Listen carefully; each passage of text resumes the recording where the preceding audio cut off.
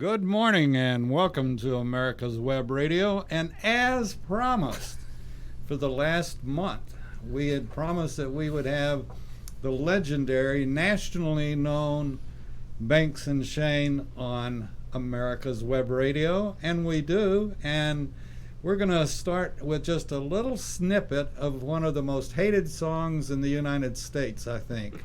And everybody that's been to Disney World at one time or the other, and it's, I don't know who wrote it, but however they got it, it's one of those things that once you hear it, then you're going to keep playing it over and over and over again in your mind. Probably the same person that wrote Happy Birthday. Probably. So, without further ado, we'll see if you feel the same way we do, and then we'll explain why we're playing. Yeah, you can explain to us too. Take it away, Paulie.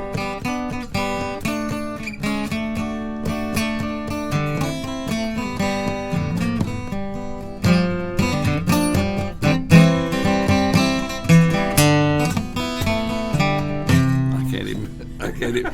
It's a small world after all. Just in case you didn't Are we recognize it. playing Name That Tune? I need more notes. Not yet, but that's later in that's next another segment. No, I decided, as we have had show after show after show for the last few years, but this past year, 2020, and I won't go into any great details about it from a personal standpoint, but as most of you know, we've had a lot of negativism, to say the least, and we're still getting it. And I decided a couple of months ago that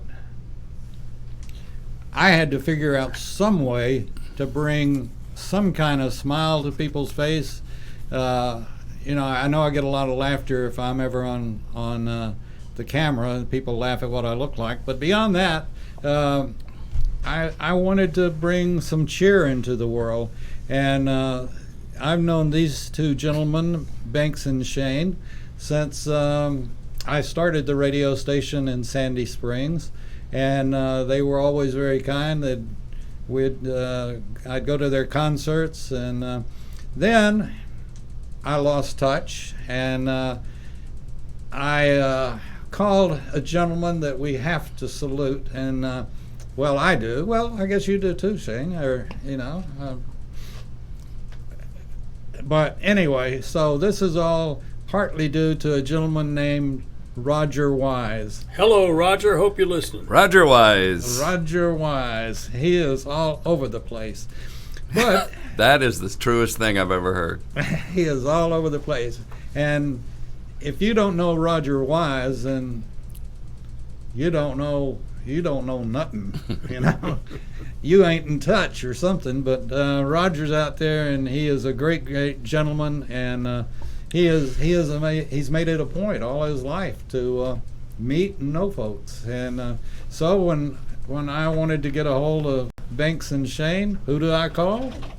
Roger Wise. And within minutes, I was calling Burgess, and I was totally, taken aback that you even remembered me when I first called. Oh, absolutely. Absolutely. Remember your station in Sandy Springs. Yeah. Appreciate your support over the years. Well, you all are just, I'd like to talk to you about, maybe I can put a statue up out here. I just don't want anybody to pull it over. Someplace in Atlanta, Georgia, we ought to have a statue of Burgess and Shane. Well, I think it needs to at least be covered with an umbrella just to protect from the pigeons. From the pigeons. From the birds. Yeah, the pigeons. No, they wouldn't do that, would they? We'd just have a recording going all the time in front of him. That'd scare them all. Yeah, play some of our records. That should scare the birds. But no, so anyway, we started the show this morning with Paul playing the most hated song that Disney World ever put out, I think. Trying to play it. Well, you did a good job. Yeah, you always do a good job. But it's a small world. And when Burgess came in and we were talking about doing this show, and who knows where this is going to lead, but we got to talking about it, and I think it was that you saw my Texas Tech stuff up on the wall. It was, and I had done a little research on your station following your call, and it noticed that you were raised in Lubbock, Texas. And Lubbock was one of the first places that we ever played out on the road. We went on the road in 1973, I think, or either late 73 or early 74, and we played at a little place in Lubbock called the Brookshire Inn on Southwest 50th. And so you and I looked on your bio, and that's where I saw that you were from Lubbock. And I used to have a bumper sticker on my van that said Ski Lubbock. Yeah. It Yeah. is the flattest Yep. place on earth. I've heard that if you go out into the cotton fields and look out in the horizon, if you look real closely, you can see the back of your own head. And we were out there several times when you had the sand blowing. Oh. And I remember talking to a friend. That's how I got here on a sandstorm. It just blew me over here. And our friend out there, I said, this is some storm. And he said, yeah, this is one of the best ones we ever had.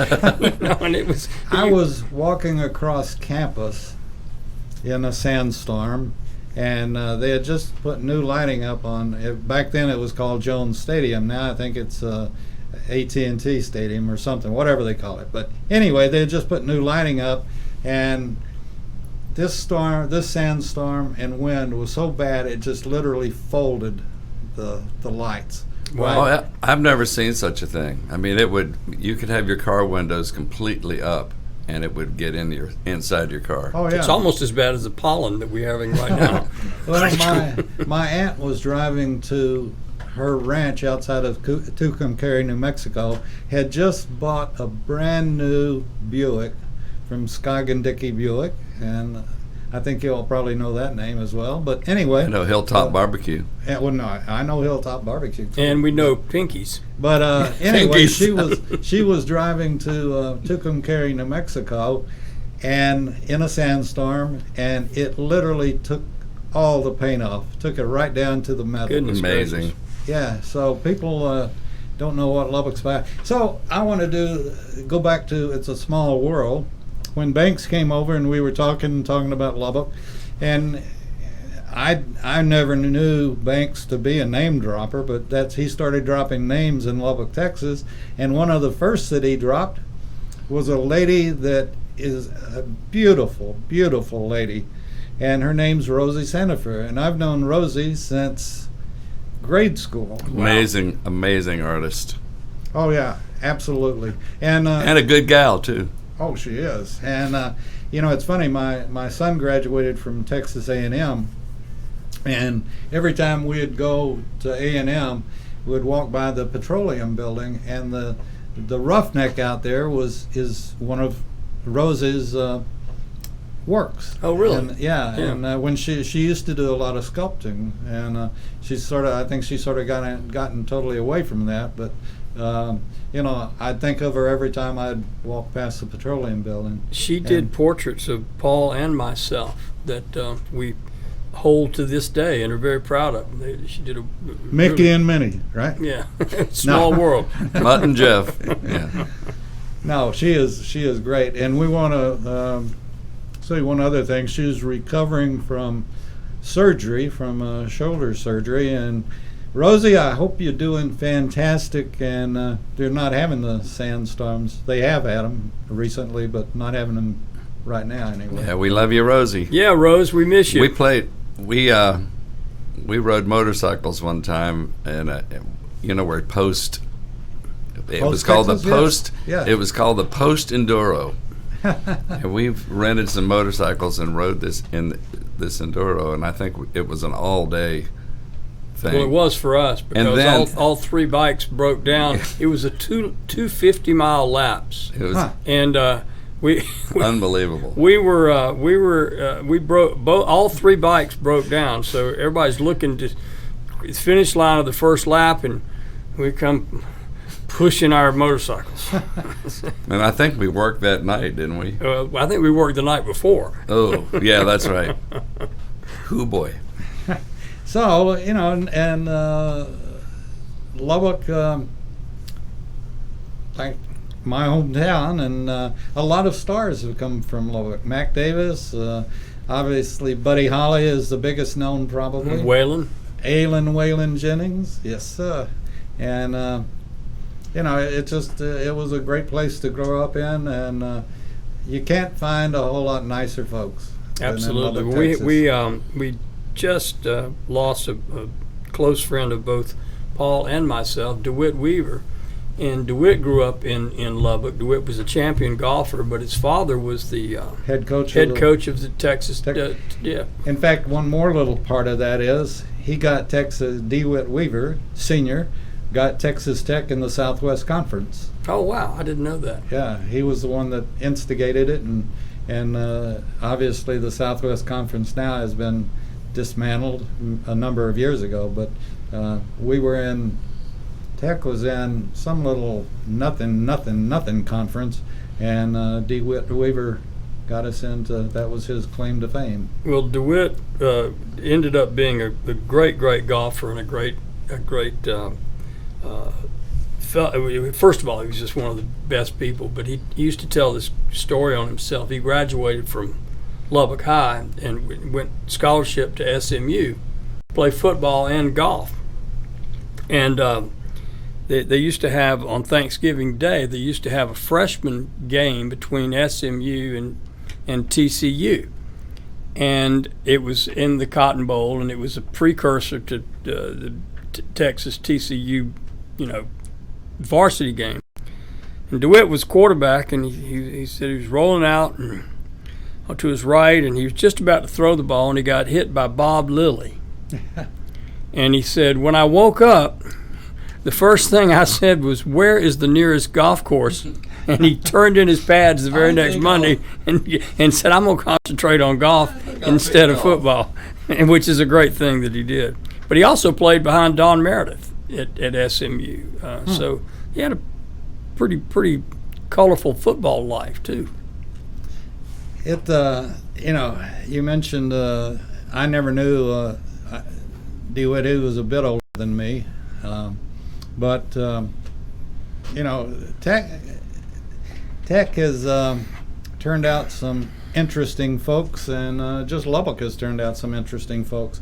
But I don't want to talk about my hometown the whole time. I want to talk about Burgess and Shane, and also this will be the first of a number of times we're going to mention them. Where are you all playing now?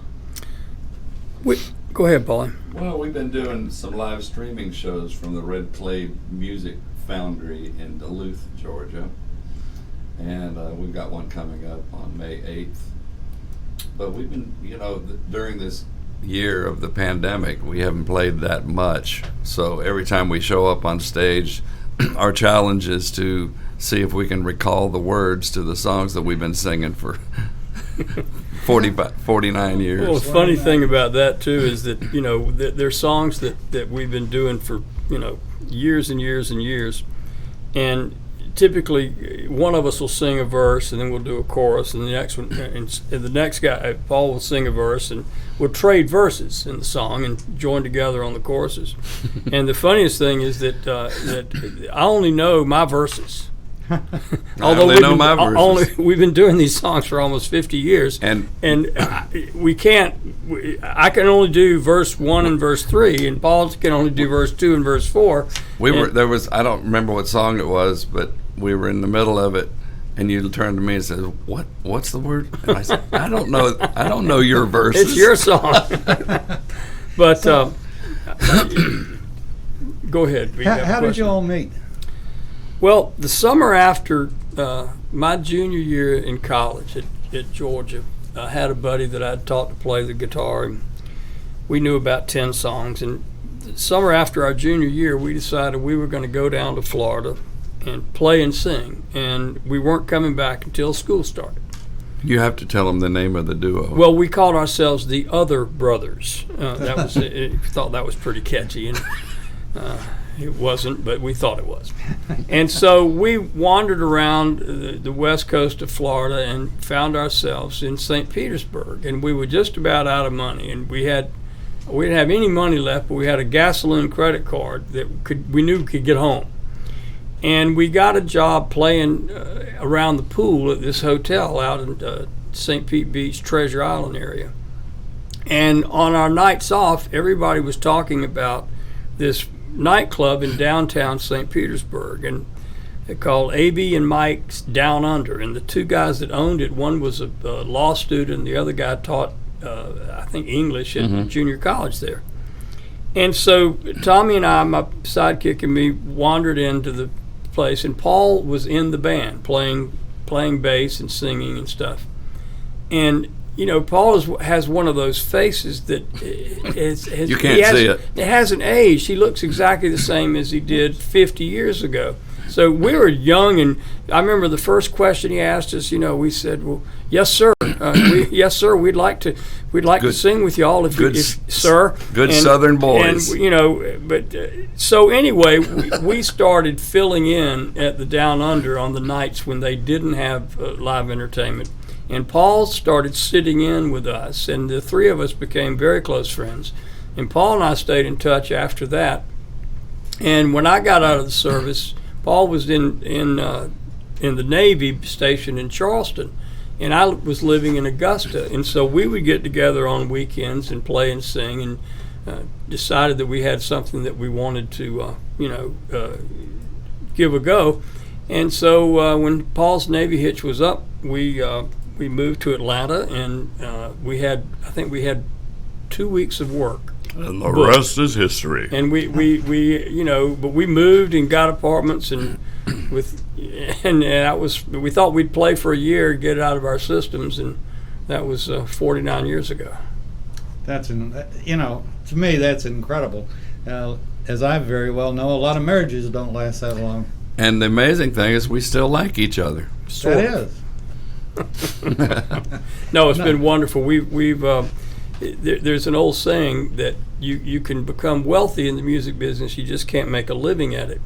And somehow we managed to find a niche that provided us an opportunity to perform, but also we managed to make a living for a long time playing and singing, and it's been great. We've gotten to travel, and the best part of all the travel is the friends that we've made, like Rosie Sandifer, and friends all over the country. And one of the really neat things is because of the internet, we've been able to stay in touch with folks that we that saw us in Colorado in the 1970s, or saw us in Colorado and Texas in the 70s and 80s. They've all gotten old, though. Yeah, that's the problem. But you all haven't. Not at all. Changed a bit. The beauty of radio. That's right. No, you all, there's another old saying that you all, I'm sure, are very well aware of. No matter what you're doing, if you enjoy it, then it's not work. And you all, there is no doubt that when I've seen you all on stage and doing your thing, that you're enjoying every second of it. And even if it's the same Rocky Top that you've sung 50,000 times at this point, you had to bring still that enjoy up. it. You had to bring up Rocky Top, didn't you? Yeah, but I love that, and I'd be the one out in the audience yelling, "Sing it again!" You know what's interesting is back in the 80s and 90s, we would play if the occasion was a dance situation. We would play a bunch of songs people could dance to, and but lately we really are enjoying the concert environment, where we can stand up on stage and be everything, chat with the audience, go have some back and forth with people live, and that's probably where we're headed for the future. Just doing shows, concert shows. Every once in a while we'll play a little place here and there for a friend. Like we play a place in Crabapple called Hauck's, and it seats about 80 or 90 people, and we go in there and play. But the concerts are what really I enjoy them the most.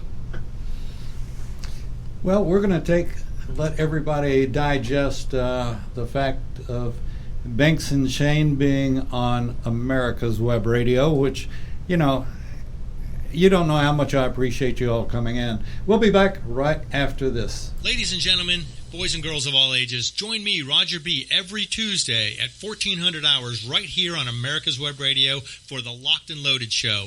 We will talk about guns, weapons, ammo, gun accessories, prepping, and so much more. So be sure to join us every Tuesday at 1400 or 2 p.m. for Locked and Loaded on America's Web Radio.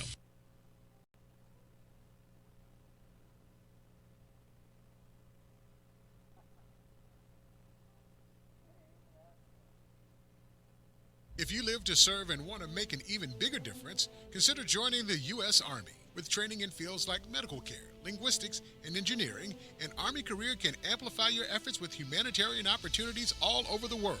Plus, you'll receive competitive pay and incredible benefits, so you'll be taken care of, too. Learn more at GoArmy.com. In 2009, the membership organization Docs for Patient Care was founded. People all around the country wanted to participate in the efforts of this group, and they wanted to join, but they were unable to do so unless they were physicians. It's for this reason that the Docs for Patient Care Foundation was created. Now, everyone can join the fight and become a member of an organization created by doctors for patients, dedicated to fighting for your healthcare freedom and preserving the doctor-patient relationship. While you're at your computer, please go to www.docs4patientcarefoundation.org. That's www.docs4patientcarefoundation.org and make a tax-deductible donation and join the fight along with us. Thank you.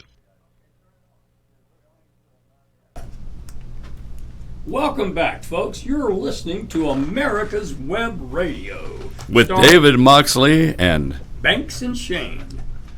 Mainly Banks and Shane, which is the best. Like I was saying as we were going to the break, how much I appreciate you all coming in. And with the life that you all live, you probably never went to bed last night. You just came on in, right? Well, it's funny. We, for years, stayed up late playing, obviously. we could tell you stories. But nowadays, we're not working we're not working every night like we used to. And actually, I don't know how we did that. Thanks. Pull your mic a little closer, would you? Certainly. Thank you, sir. I am. I'm kind of an early go to bed guy when I'm not working. So I think Paulie still stays up a little later, but usually right after Jeopardy, I start dozing off. Ah, okay. Well, now we know the history of the sleep pattern of Banks. I don't know if we could handle your sleep pattern, Paul. I think I'm a 11 to midnight kind of guy. I stay up. I'm still a bit of a night owl, but get up and get rolling in the morning. Not at 6:30. Don't get me wrong, but. Let's get back to Red Clay for a second. Where is it located, and when are you all playing there again? And it is on Main Street, right in the middle of downtown Duluth. And it's the best live performance venue that we have played almost anywhere. 260 seats. Great sound, great lighting. Very intimate theater environment. And the gentrification of downtown Duluth has been really remarkable. They have such a great group of folks there, and there's half a dozen restaurants within walking distance of the theater, and there's a real downtown kind of festival atmosphere there all of the time. And the Red Clay is one of the anchors, and Eddie Owen, who started it, we talked earlier, Eddie started Eddie's Attic in Decatur, which was a very, very successful listening venue. He's been out there in Duluth now for about 8 years, and it's just a terrific place. We're going to be there on May the 8th. Do folks have to have reservations, or is it just walk in? No, you buy tickets, and typically pre-pandemic, we would play there 3-4 times a year, and typically sell the place out. Like Paul says, it's a small theater, but it's just a great place to play, and it's a great place to watch a show. It's one of the unusual things about venues. It's a wonderful place to watch a show, and it's a wonderful place to play. And it like Paul was talking before, it allows us opportunity to banter back and forth with our audience. It's an intimate room, but it has a theater environment, so it's perfect. And it has a beer and wine available during the intermission, which really helps us. It's crucial to our performance. It helps us it helps us be good, but it helps people palate what we're doing. You know, when I started in this business many years ago in Lubbock at KLBK, do you remember KLBK? KLBK. 1340 on your radio dial. Yeah, and I was there during when Kennedy was assassinated. Wow. And so you won't be blamed for it. No. I was behind the little mound where the puff of smoke came from. No. Anyway, it was. It goes back many years, and the live concerts, I miss them, you know, and talent like you all, and this theater that sounds very interesting, the Red Clay, and want everybody to check it out. Yeah, get your tickets. It's also, you know, he focuses on songwriters. He loves songwriters, but they also teach music there. They have it's a full music center. You know, they call it the Red Clay Music Foundry, but they have practice rooms and they have teachers, and so it's for aspiring musicians, young musicians. It's a great place for them to go as well. Oh wow! So, did you start out on the guitar, Paul? No, but I started playing guitar in high school because it's hard to pick up girls on the beach with a trombone. But I played. I don't know. As talented as you are, you might be able to, with a bikini, you know. I never could get a parade going on the beach with the trombone. But, so I started guitar, I guess in high school. And what about you, Banks? Always the banjo, or? Well, always the banjo. Always the banjo. My sister came home from her freshman year in college. She's 5 years older than me, and my sister Pam brought home a plastic ukulele and taught me 3 chords on the ukulele. And she also had a Kingston Trio album among her stuff, and so I started listening to that music and playing my 3 chords, and went from there to a little bit bigger ukulele, a baritone, and then from there to a guitar. So fortunately, most Kingston Trio songs only have 3 chords. That's right. So. Well, I think it was Harlan Howard, the great country songwriter in Nashville, said one time that when you break it all down, country music ain't nothing more than 3 chords and the truth. And I think that's served him well, and it's served us pretty well too. And a lot of truth in that statement. Oh yeah, that's interesting. So you all you met and played in Florida, and then after Florida, you came up here? Or? I was in the Navy. Oh, okay. And while Banks taught school in Augusta, Georgia, while I was While I was finishing up my Navy hitch. And once I got out of the Navy in like June of '72, we made the move to Atlanta and decided we ought to do this for a little while. What did you do in the Navy? I feel like I ought to turn this into one of our veteran shows or something. I was a radarman, which is now called operations specialist. But I was on a tin can in the Atlantic. Never went west. But it's a great experience. I'm proud of it. I wouldn't trade it for anything. Well, we thank you for your service. My pleasure. And you were in? I was in the Air Force. Air Force, okay. But I was security police guy. Oh. And but I got after tech school. I was had a medical discharge, so I was only active duty for a little less than a year. Well, we do, as I mentioned, we do a lot for the veterans, and want to keep everybody thinking about veterans. And I'm very proud of my son. He's a major in the Air Force. You told me that. Nice. That's great. I'm very proud of him. But we have to continue to think about our service folks, our veterans and our active duty, and we also always mention the family that's left behind when someone deploys, because they're deployed right along with them in their own way. They sure are. And I think, I know we're going to get back together again and probably do a patriotic segment at some point. And I was born on the 4th of July. I'm patriotic to the core. Fantastic. Well, we'll furnish you a flag if you need it.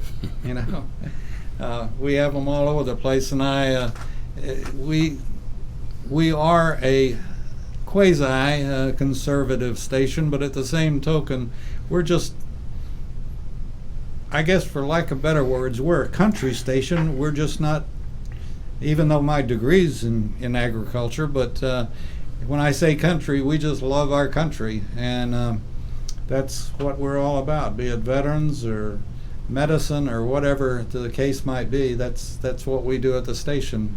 We advocate for any good cause, like the St. Jude's Children's Hospital. We did a thing with Rocky Blyer. Do you remember Rocky? That is a veteran, and also won 4 Super Bowl rings after being told that he'd never walk again. And he works with Warriors to Citizens, and Rocky's become a good friend. And so that's what we do. We advocate for any good cause. And a good cause is Burgess and Shane, in my opinion.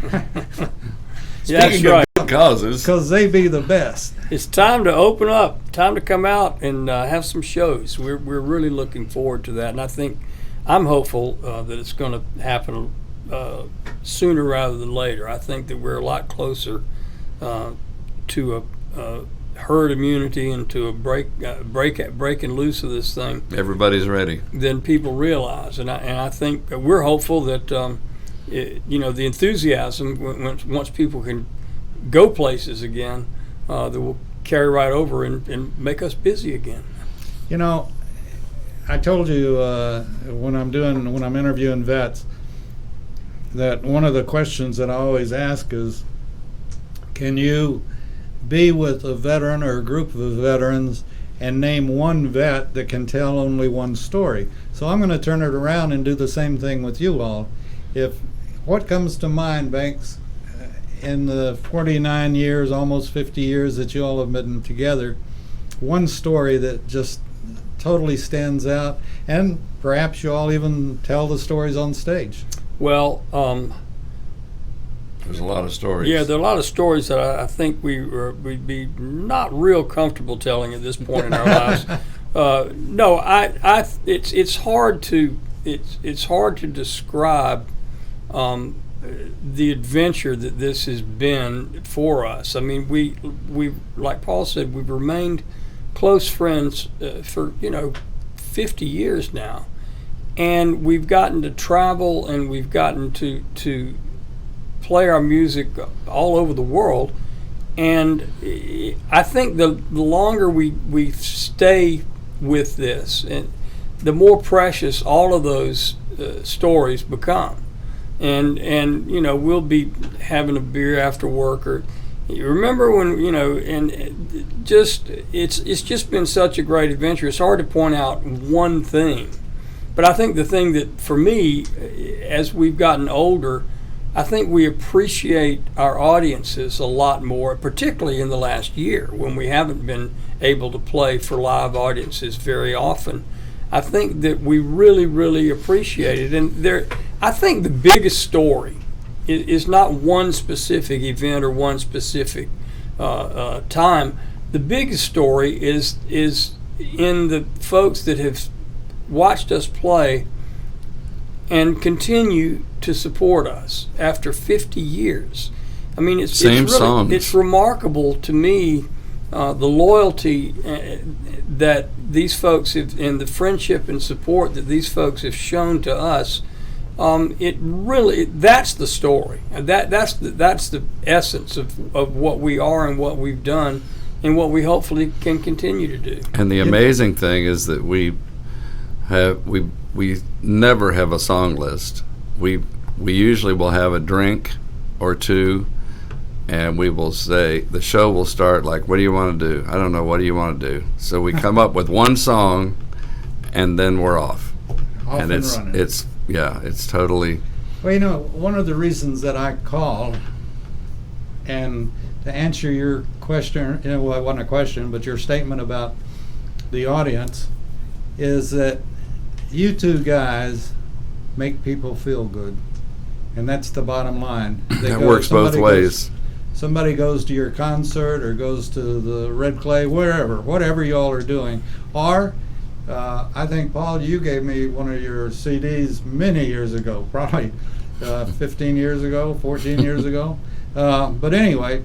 I wonder what happened to that thing. Yeah, well, I autographed it for you.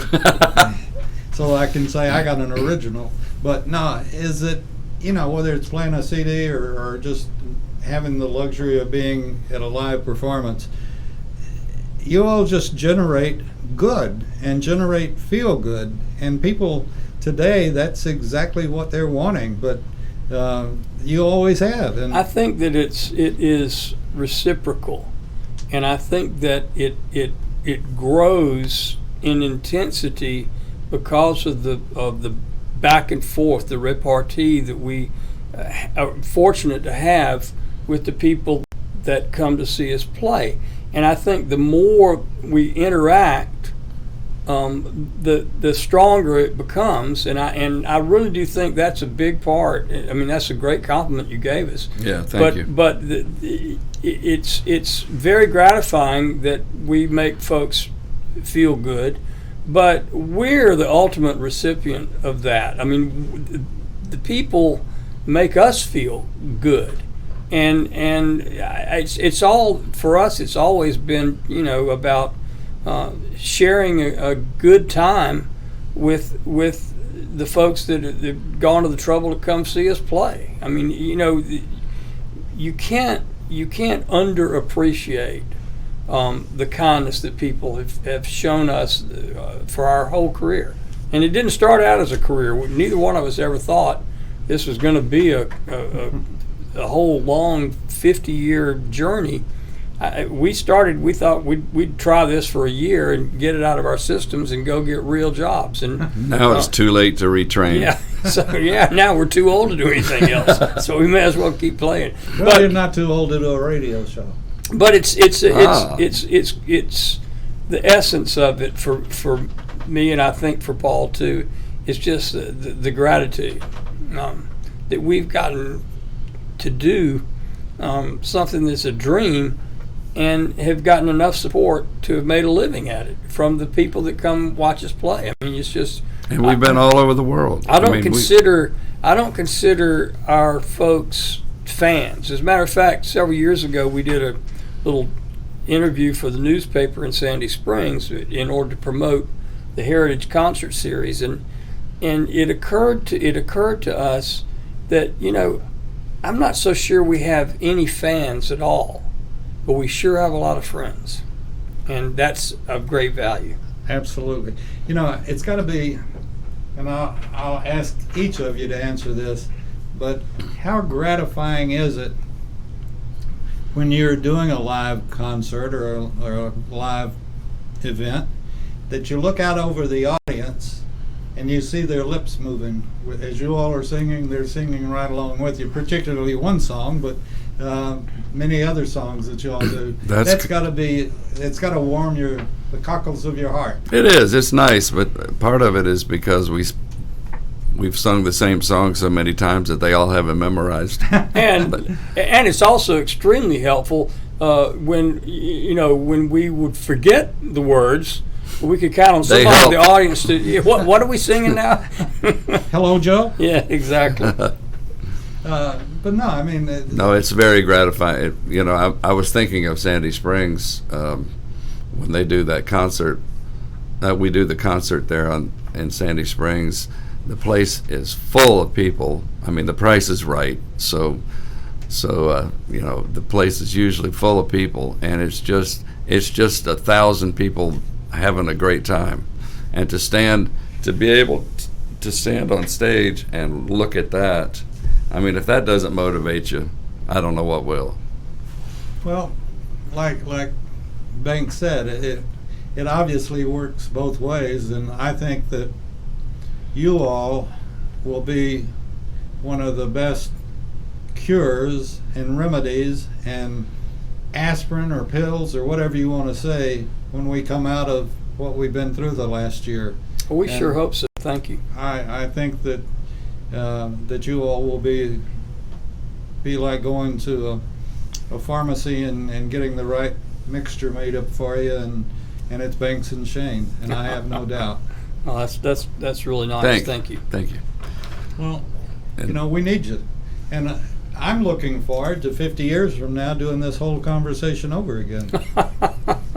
Well, you better get it recorded. No, you all. Like I said, I think we ought to do a monument, and maybe we could get Rosie to do it, and the monument to Banks and Shane, and we'll just put a recorder or a speaker in front of it, and just keep playing. That'll keep the pigeons. That should keep the pigeons away. Yeah. But we, that's something I meant to bring up. Now, I bet you didn't know this. You were talking about being in Lubbock around Thanksgiving, I think, one time. Do you know what else happened on the Thanksgiving week at Texas Tech? No. Talking about pigeons? No. They would have the pigeon hunt on the campus. And never heard of that. You had to make reservations, and you had to be, I think, 21 to do it. But you could come on with your shotgun, and pigeons were open season. Oh, those were the days. Those were the days. And you wore your boots and spurs. No. But, that's something that was a tradition at Tech. Well, our tradition in Lubbock was back in the 1970s. And it was, you couldn't buy Coors beer east of the Mississippi River. Nope.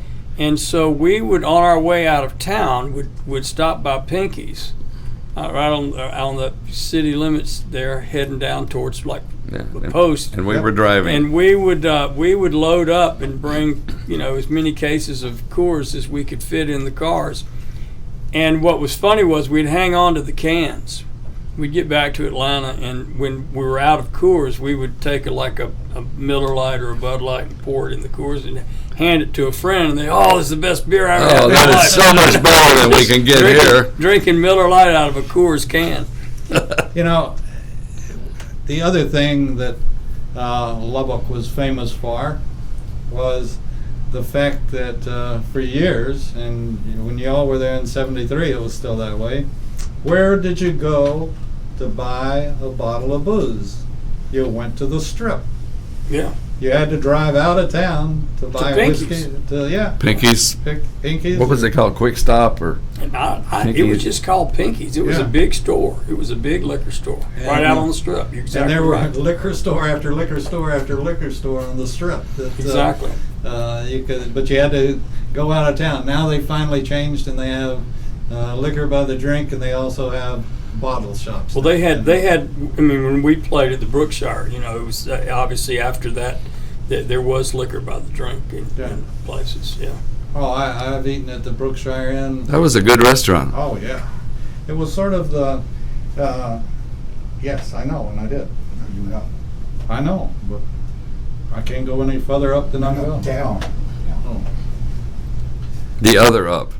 Are we on the air? Yeah, we're on the air. This is live radio. Is it on? Is it on? It's Test it. That's a good one. I've never had anybody that was dead on the air, so I don't know. I haven't had that experience yet. Well, you ever had one in the audience? It could happen. We've had some dead audiences over the years. Yeah. Yeah, we certainly suspected that there were dead people out there. One time we played for a group in was it Biloxi? Oh, at the casino, and they had been in meetings all day long, these people, and they said, "No, we're not finished. There's a band coming on," And before we finished our first song, there was one or two people left in the room. Really, there were 300 people in this room, and the guy from it was AT&T Group. Oh yeah. And the guy from Atlanta had been a big fan and stuff, and so he hired us to come play for this party. And so, like Paul says, these people had been in meetings, and it's right next door to the casino, this auditorium. And like I said, I mean, it wasn't the first song, but after the first song, about 100 people left.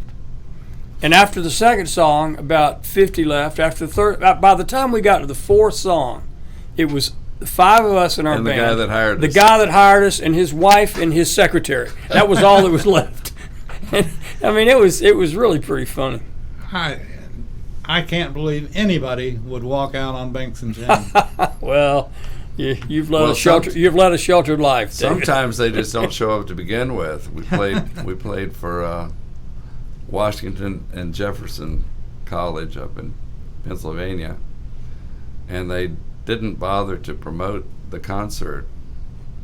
And we flew up there, got all set up, a lot of money for sound company, all the arrangements, and maybe it was 14 people. Yeah, I was going to say 15. It was a 600-seat auditorium, and there was 14 people. But at least, we outnumbered the crowd, so we didn't have to do requests. We could do whatever we wanted to do. And after the show, the guy that hired us said, "Well, next time we'll," and we said, "Next time? Are you kidding?" Well, it's this is what I wanted. This is exactly what I wanted to talk about. Some of your all's experiences, and that if anybody knows you two, they're very privileged. I can guarantee you that, and know that a lot of folks with your all's success would have changed, and Paul, I've not known you that well, but Banks and I have sort of gotten to know each other in the past couple of months and so forth. But you all just don't change, and that's what's I could go to your concert tonight, and I know how entertained I'd be. And, well, my buddy Harold Pruitt puts. And I'd be the only one there. Probably. My buddy Harold Pruitt says, "I'm just me every day.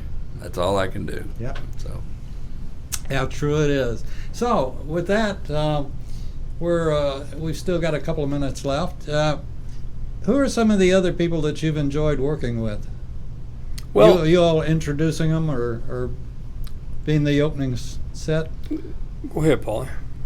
Well, we opened for a number of people in Naples at a concert series down there over the years, and met a lot of nice people, but John Denver wasn't one of them. We were told to do our show, do an hour, and then he was going to come on. And so we did our hour. He came on, and the first thing he said was, "Well, I'm glad I could come out and do my little part of this program." He was not. He was kind of a disappointment. Yeah. But some of them were great. One of the fun things that we got to do over the years, and not just at shows in other places, but when we had our club in Sandy Springs, was to feature other acts, people that we had admired, and people that were responsible for us getting into music. We had the Kingston Trio there several times, and we had the Limelighters there several times, and we got to be good friends with those folks, and it was such a thrill because they had, both of those groups had a great deal to do with Paul and I picking up the guitar and starting to play and sing. And we were fortunate enough to do shows with them over the years, and several other folks. That's a fun thing. But we played open shows for Peter, Paul, and Mary, and the Smothers Brothers, and Kenny Rogers, and the Righteous Brothers, and lots and lots of bands, and mostly by and large they were all very, very nice to us and very polite and very professional. And unfortunately, John Denver was kind of a disappointment. But I think he had some medical issues that. Do you realize where John Denver went to school? I knew he in Lubbock. Texas Tech. The center of the universe. He was Apparently. yeah. He was fraternity brother of a good friend of mine, Bill Hine, and yeah, I had heard that he could be one of them. Well, I think he was up and down. I think he was kind of maybe yeah, I bipolar think Paul, or something. I think Paul's right. I think he had some, medical problems that weren't diagnosed, and some personality fluctuations and stuff. But all in all, I've never been accused of that. you're steady Eddie. But no, I mean the performers that we were able to feature at Banks and Shane's, and the performers with whom we've been fortunate enough to work with, yeah, that's been an interesting part of our thing too. I mean, you mentioned earlier before we were on the air, you mentioned Jeff Foxworthy. Well, Jeff is everybody's favorite guy, and there's a reason for it, because he's just a terrific and generous and kind individual. But he told us a story. He said that back when Jeff was in high school, his parents had separated, and his father ran a Kroger store in Tucker, and he would go spend weekends with his dad, and we were playing at the Steak and Ale in Tucker. That was kind of our home base in those days.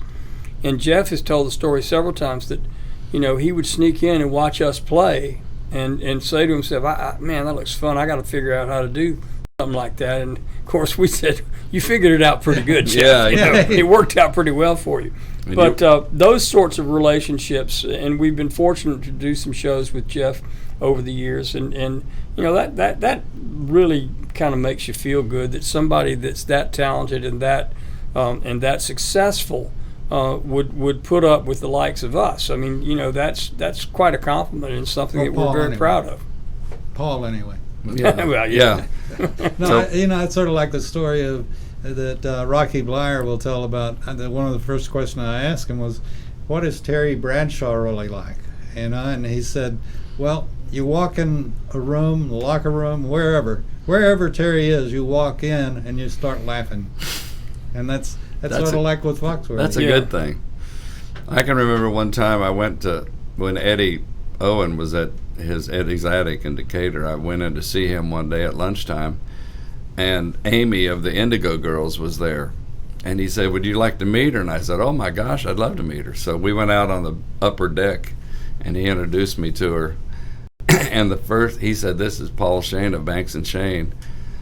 And she said, "I saw you when I was in the 4th grade at Hambrick Elementary School."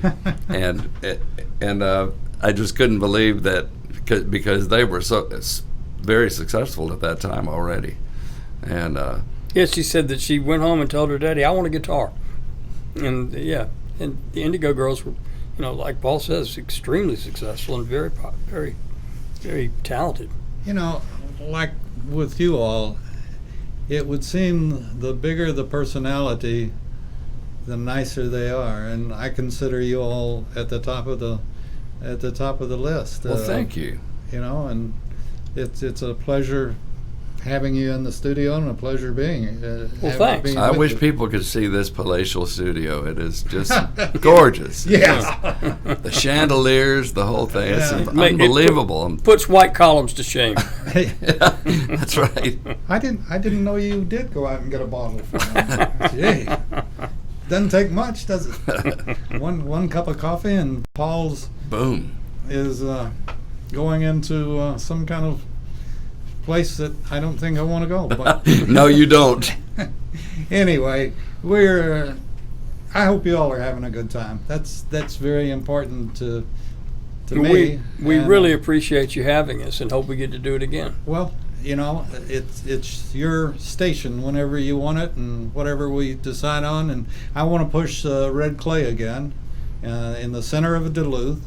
Eddie Owen presents. And people need to call and get their tickets. Or you can go to the website, Eddie Owen Presents, and you can buy your tickets online. And he has shows 2-3 nights a week. And like Paul said, it's also for young aspiring musicians. I mean, it's literally like the School of Rock. I mean, they teach piano, drums, bass, guitar, banjo, fiddle. I mean, and it's all it's in partnership with like we said, with the city of Duluth, and it's been an enormous success, and it's a great place. And Eddie's really struggled, like all of us have in this business, for the last year. And we just, would encourage people not only to come see us play there, but support places like the Red Clay Theater, because it truly is a treasure, a music treasure in our community. How far will my press pass get me when I go to the front door? It'll get you to the box office. To the box office. Yeah, after that, you're on your own. Exactly. What if I go in and I say, look, I know Burgess and Shane? That reminds me of something that will double the cost to get in. Yeah, that reminds me. I think David O. Selznick came up with the line with this: "Are you with the band? Let's just say I'm not against them." So it's a double-edged sword. You put yourself in some jeopardy just by mentioning an association with us. And by the way, you can also visit BurgessandShane.com. and give you an opportunity to buy our new album, which is called Perfectly Imperfect. And it's 25 cuts from concerts done over the last 10 years at the Red Clay Theater. Wow. And it comes in what formats? Right now, just CD. And 8-track. An 8-track? Yeah, most people would think you're kidding, but I know you're serious. And you're probably selling the 8-track tapes too, huh? And yep. Whose picture's on the front of it? On the front of the 8-track? Yeah. John Denver. Yeah, we Denver. go. Okay. And we know where he is, but that was a tragedy unto itself, Yes, he it was was a very talented individual. He was indeed. But wasn't a good pilot, I don't guess. He just made a bad decision. Well, what do pilots all say? That they're old pilots and they're bold pilots, but there are no old bold pilots. That's true. That's very true. And to put it in the drink's a tough way to go. But anyway, it has been an absolute pleasure for me, and thrilled to be in the same small room with you. And well, thank you for having us. And want to make sure that people go to the Red Clay. What's the rest of it? It's the Red Clay Music Foundry, but you can find it online at Eddie Owen Presents. Eddie Owen or Presents. You can go to BurgessandShane.com, and we'll send you there. Gotcha. That sounds like a deal to me, and it's worth going. Not, he has so much interesting stuff there. You reckon we could ever get him in to be on the show? Absolutely. I think he would be, and you talk about some interesting stories. He's got some great ones. He's got a history.